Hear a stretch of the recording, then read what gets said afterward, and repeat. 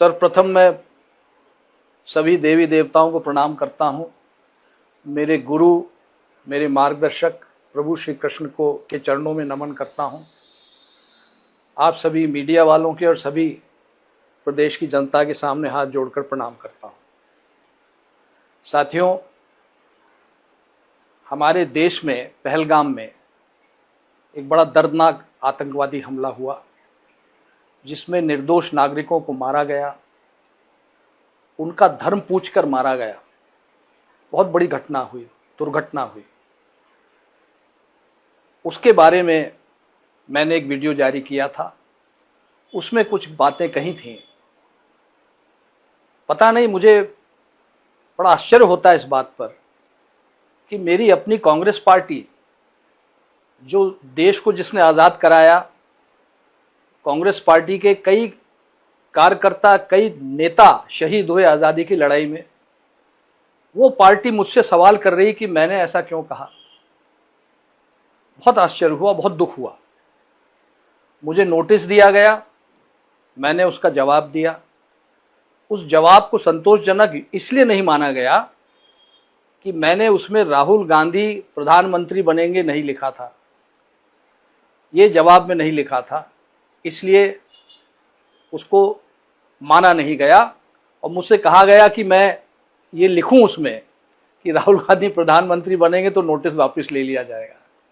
मैंने मना कर दिया। मैं कोई ज्योतिषी नहीं हूं, और उन्होंने मुझे पार्टी से 6 साल की निष्कासित कर दिया।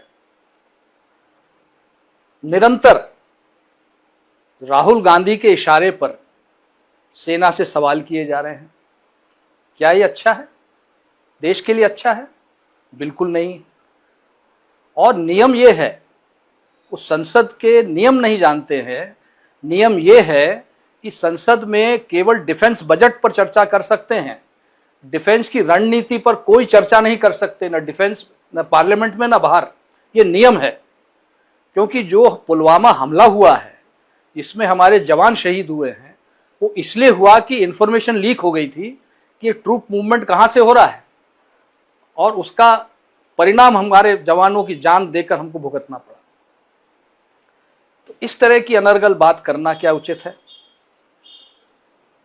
फिर जब पाकिस्तान का प्रधानमंत्री ये कह रहा है कि वो उन्हें रात को 2:30 बजे पता चला कि उनके सारे हवाई अड्डों को तबाह कर दिया गया है, कई उनके लड़ाकू जहाज तबाह कर दिए गए हैं, तो उसके बाद राहुल गांधी का ये पूछना कि कितने हवाई जहाज हमारे गिर गए, आप पाकिस्तान के प्रधानमंत्री से भी एक कदम आगे निकल गए। ये बहुत ही एक दुख की बात है। और सवाल अब मैं कर रहा हूं, जवाब आपको देना है। कांग्रेस वो पार्टी जिसने देश को आजाद करवाया, कई देशवासियों ने अपनी जान दी। क्या इसलिए दी है उन्होंने जान कि हम अपनी बहादुर सेना पर सवाल खड़े कर सकें? तुम्हारे अनर्गल, अनावश्यक बयानों के कारण तुम कल्पना नहीं कर सकते हो कि देश की जनता कितनी आहत हुई है। आज कांग्रेस का कार्यकर्ता तुम्हारे बयानों के कारण सर उठा के सम्मान से चल नहीं पाता है, जबकि दूसरी पार्टी के कार्यकर्ता सम्मान से सर उठाकर चलते हैं, स्वाभिमान से चलते हैं, सिर्फ तुम्हारी बयानों के कारण। पर ये तुमसे कोई कहेगा नहीं, क्योंकि तुम तो अपने चमचों से घिरे रहते हो और घिरे रहोगे। कोई फर्क नहीं आने वाला तुम, क्योंकि पूरे देश में तुम पैदल चले। पैदल चलने के बाद पूरे देश में आज पार्टी कहां खड़ी है? मध्य प्रदेश में 1 सीट नहीं है, और तुम अपने आप को रेस का घोड़ा कहते हो।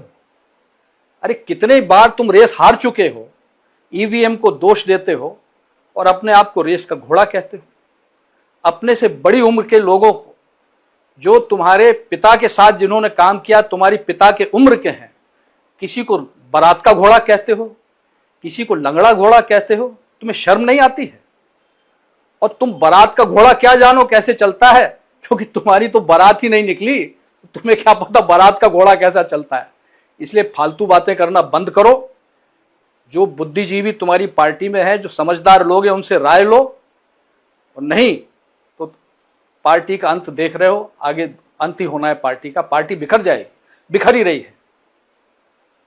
साथियों, आज समय आ गया एक नई कांग्रेस गठन करने का।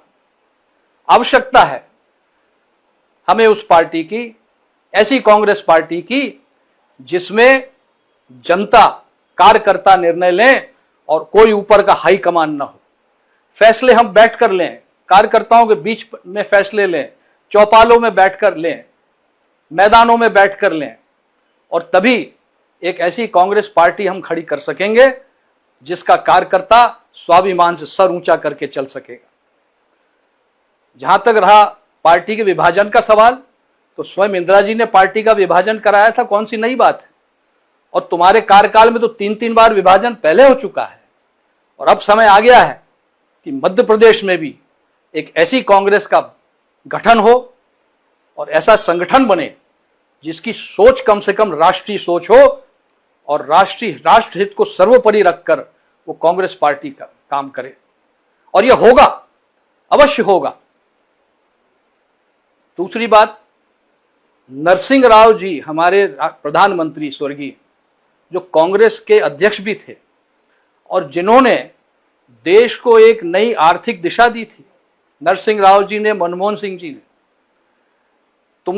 तुम्हारी सोच लोग नहीं जानते हैं, पर मैं आज मैं आप सबको बताना चाहता हूं साथियों कि नरसिंह राव जी का जब निधन हुआ था, उनके पार्थिव शरीर को इन लोगों ने कांग्रेस पार्टी के दफ्तर में रखने नहीं दिया था। इतनी नीच हरकत इन्होंने की है, ये कई लोगों को मालूम नहीं। आज मैं आपको बताना चाहूंगा, और मैं गलत हूं तो बताओ मैं गलत हूं। मनमोहन सिंह जी, जिन्होंने नई आर्थिक नीति बनाई जिसके कारण आज देश एक मजबूत स्थिति में पहुंच गया है, और जीएसटी जो लागू करी, उनकी सोच थी, वर्तमान सरकार ने उसको लागू किया जीएसटी को, जिससे करोड़ों लाखों करोड़ों रुपया आज भारतीय कोष में आ रहा है, और जिससे सारे निर्माण के काम हो रहे हैं, सड़क बन रही है, हवाई अड्डे बन रहे हैं, हम लोग हथियार खरीद रहे हैं। ये क्यों? क्योंकि हमने उस जीएसटी का उपयोग किया है। तुमने उसका विरोध किया, उसको कहते हो गब्बर सिंह टैक्स। तुम कुछ समझते नहीं तो अपना मुंह बंद क्यों नहीं रखते हो? तो साथियों, मैं आपसे आज यही इंसाफ मांगने आया हूं, और मैं मध्य प्रदेश का दौरा करूंगा। अभी वर्षा काल आने वाला है, किसान व्यस्त है। जब किसान फ्री हो जाएगा, मैं मध्य प्रदेश में दौरा करके जनमत हासिल करूंगा, और हम लोग सब मिलकर एक ऐसी कांग्रेस पार्टी का गठन करेंगे जिसे कार्यकर्ता और जनता चलाएगी।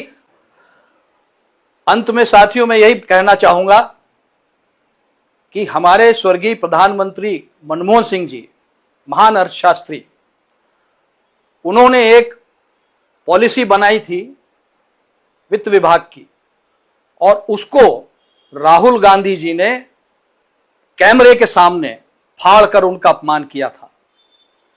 आज राहुल गांधी, ये देख लो, ये मेरे निष्कासन का नोटिस जो मुझे दिया गया है, ठीक उसी तरह कैमरे के सामने फाड़ रहा हूं जिस तरह तुमने मनमोहन सिंह जी का पत्र फाड़ा था।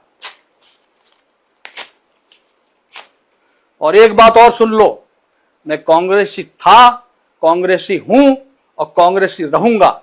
ये तुम्हारे इस कागज से मैं कोई कांग्रेस के बाहर नहीं हो जाऊंगा। मैं 40 साल तक मैं कांग्रेस में मैंने सेवा की है। 5-5 लोकसभा के चुनाव जीते हैं, 3-3 विधानसभा के चुनाव जीते हैं, कई चुनौतियों का सामना किया है। सुषमा स्वराज जी के खिलाफ कोई लड़ने तैयार नहीं था, विदिशा से मैं गया था क्योंकि पार्टी ने भेजा था। तो सुन लो ये, और हमारे साथी जो देख रहे हैं, साथियों, अब समय नहीं है कि इनके आगे झुको, इनकी चमचागिरी करो। अरे पार्टी आपसे चलती है और पार्टी आप ही चलाओगे, और इनकी समझ में नहीं आता तो छोड़िए इनको। हम लोग मिलकर एक नई कांग्रेस खड़ी करेंगे। आप सबको बहुत बहुत धन्यवाद। ईश्वर आप सबका कल्याण करे। धन्यवाद। जय हिंद।